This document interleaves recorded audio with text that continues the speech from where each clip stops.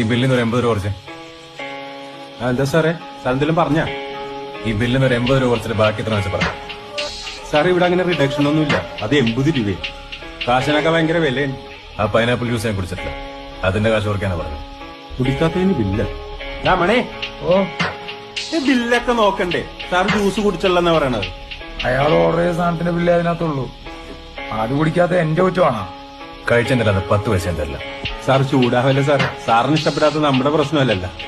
Sir ഒരു കാര്യം ചെയ്യും, വേറെ വെച്ച് കഴിച്ചതല്ലേ, കാശൊന്നും തരണ്ട, ഞാൻ വക വെച്ചേക്കാം. സാറ് വിട്ടോ. എന്റെ സൗജന്യം എനിക്ക് വേണ്ട. അയ്യോ, ഈ കച്ചവടം ഇവിടെ ഇല്ല സാറേ. നമ്മളത്ര സെറ്റപ്പ് ഒന്നും ആയിട്ടില്ല. എന്റെ കാശില്ല. മര്യാദക്ക് പോവാൻ പറഞ്ഞാൽ ഇപ്പൊ കളി തുടങ്ങിയ സ്ഥിതിക്ക് കളിച്ചതിനെ തീർക്കാ സാറേ. സാറ് കാശ് എടുത്ത് തന്നിട്ട് പോയാ മതി.